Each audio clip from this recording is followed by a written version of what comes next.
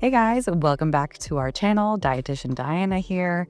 In today's video, I want to talk about 5 of the worst foods to eat if you have type 2 diabetes and what you can eat instead to replace those foods. So number 1 is going to be sugary sweetened beverages. So sugary sweetened beverages, which are things like soda, energy drinks, sports drinks, juice, sugary teas, they're the number 1 source of added sugars in the American diet. And yet they're so bad, not only for our health, but for our blood sugar, because they're essentially just liquid sugar. So when you drink these beverages, they immediately produce a big spike in your blood sugar. They have no other nutrients like protein or fiber to help mitigate or lessen that blood sugar spike. So having one of these drinks is not only sending your blood sugar on a roller coaster, but it's also contributing excess calories to your diet. And excess calories can lead to weight gain, and weight gain can make it even more complicated to manage type 2 diabetes. And research confirms this, of course.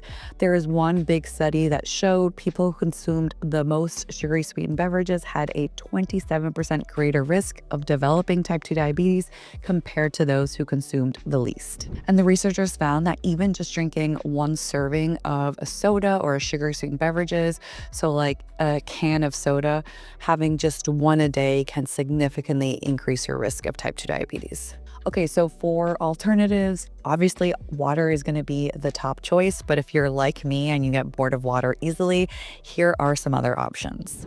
You can do some sort of sparkling or seltzer water, just make sure there's no added sugars in it. And I do want to take this opportunity, just if you're not sure of how to check for added sugars in a food or beverage, let's go over it real quick. So here is a common nutrition label, and what we want to look for are the added sugars in this. So we'll go down to total sugars, and underneath we'll look for the added sugar. So added sugar is what has been added in the processing and manufacturing of that food, whereas natural sugar is what's naturally found in that food or beverage, like the natural sugar found in fruit. So ideally, we want this added sugar number to be 0, especially when it comes to drinks, because again, it's liquid sugar, it's liquid carbs, it's just going into our body and sending our blood sugar into a roller coaster. So when you are looking for those alternatives, make sure that added sugar is 0 grams. Another option is infused water. You could add some berries to your water, cucumber, lemon, lime, mint. This will add some nice flavor without adding any sugar. Herbal or green teas are also a really good option. You can have those hot or iced. Try not to use sweeteners. If you do use a sweetener, then stick with something that's more naturally occurring, like a stevia or a monk fruit. Another good option is coffee, but with coffee and teas, you do have to be careful with those added sugars. If you go to somewhere like Starbucks, they're adding a ton of added sugar to their coffee. If you're making coffee at home, have it black or with some milk, non-dairy milk, and you can add a sweetener like a monk fruit or stevia. And if you're wondering about diet soda or diet varieties, I did a whole deep dive into this very topic, so definitely check out my video about it. Okay, moving on, number 2 is going to be processed meats.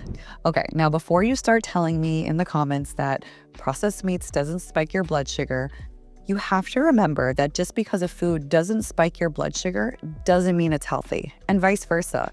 Just because a food spikes your blood sugar doesn't mean it's unhealthy.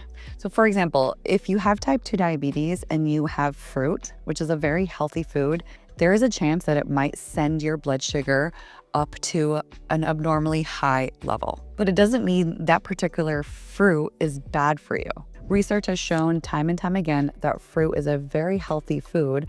Fruit doesn't cause type 2 diabetes. In fact, research shows that it reduces our risk of type 2 diabetes. So it's not the fruit that's the issue, it's what's causing you to react to the fruit that's the issue, which is insulin resistance. And on this channel, Jose and I try to help you reverse that insulin resistance so that you can enjoy healthy foods like fruit again without those abnormally high spikes in your blood sugar. So that same concept applies to foods that don't spike your blood sugar either. So just because you don't react to a certain food like processed meats doesn't mean it's completely off limits. Doesn't mean you can eat however much you want of that food.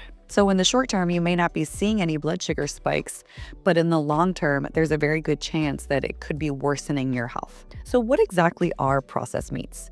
So processed meats include things like hot dogs, bacon, deli meats. Yes, I'm talking about cold cuts like turkey slices, ham slices, any kind of sausage, salami, jerky, etc. They may be very convenient foods, but they have loads of saturated fat, sodium, and chemical preservatives in them. And we have an abundance of research now that shows when we consume a lot of these processed meats, they lead to insulin resistance and increase our risk of both type 2 diabetes and heart disease. I want to highlight one of the many studies that we do have now.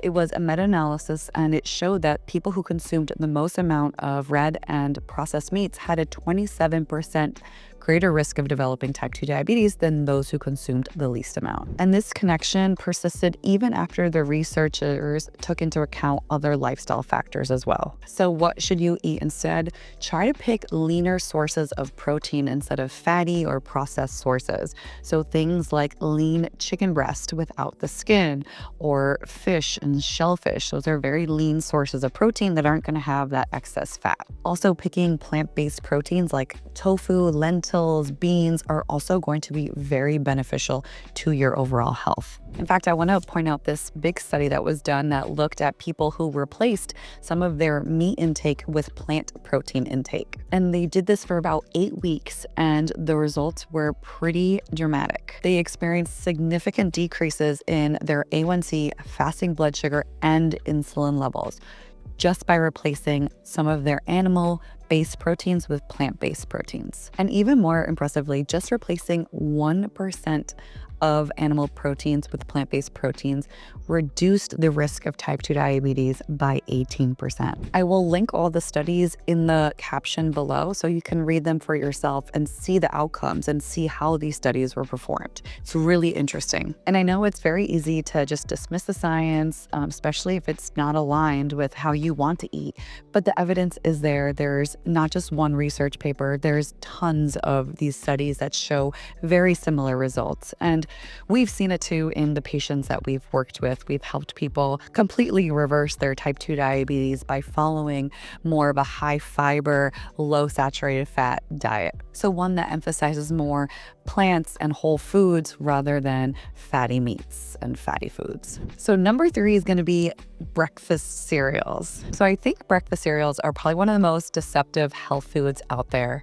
Many of them look healthy, but they are really just packed with sugar and are just made up of refined processed carbohydrates. That combination is just so bad for blood sugar and so bad for our overall health. So many cereals look healthy because of clever marketing, but when you actually look at the nutrition label, it paints a whole different picture. So you can apply that same concept, which I showed you in the sugary sweetened beverage section, to cereals as well. We want to look at those nutrition labels and see what is going on truly with this food. So let's look at a common cereal that I think a lot of people think is somewhat healthier, Raisin Bran. But when you look at the nutrition label, again, let's look for those added sugars.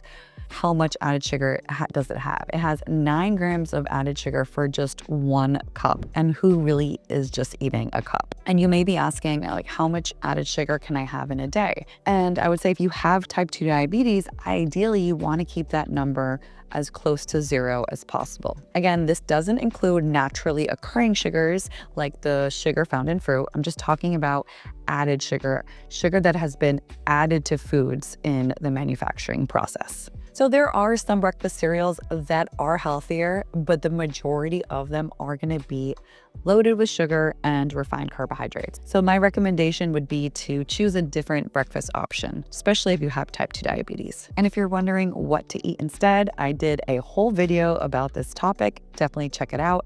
It has a lot of different breakfast options for you if you have diabetes. I'll make sure to link all the videos that I mentioned throughout this video in the caption as well. Okay, so next up, this one might be a bit more obvious, but it's definitely worth a mention, and it's fried foods. So French fries, fried chicken, fried fast food options, you name it, all those are not going to be good for your health or your blood sugar. These fried foods contain 2 major blood sugar disruptors. They're going to contain the refined carbohydrates that's in the breading, and also inflammatory oils that are used for deep frying. The breading is not only going to spike your blood sugar, but then those fats are going to contribute a ton of calories, a ton of saturated fat that is going to worsen your insulin resistance over time. And fried foods are very high in calories, so they can contribute to weight gain, which makes diabetes control and management even more complicated. So what are some things you can do instead of fried foods? Try baking or roasting your foods instead. That's a good alternative.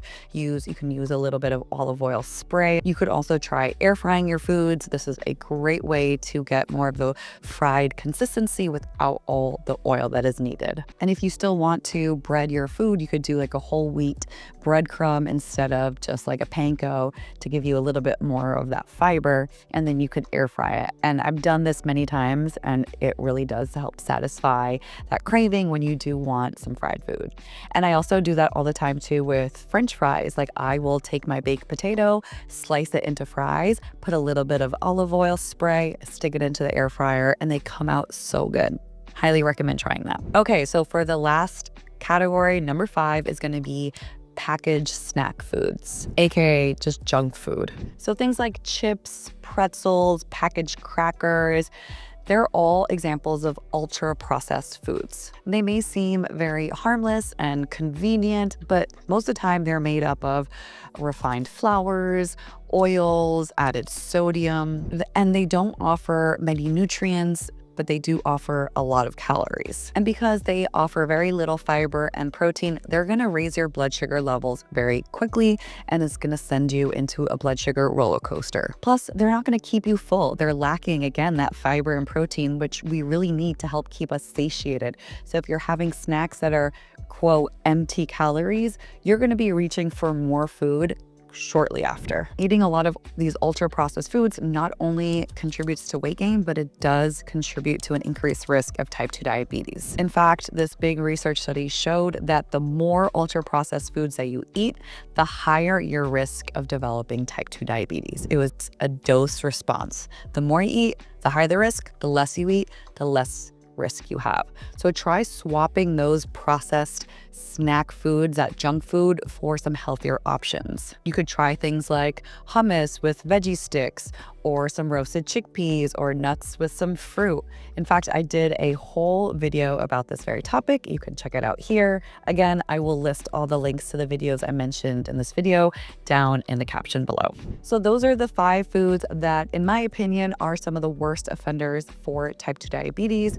What do you guys think? What do you think are some of the worst foods? Put them in the comments below so I can see what you would add to my list. And remember, managing diabetes doesn't mean you have to give up delicious food. It's about making more informed swaps so that you're supporting and protecting your long-term health. If you found this video helpful, please give it a thumbs up. And if you're not already doing so, please subscribe to our channel. We release new videos every single week. See you guys in my next video.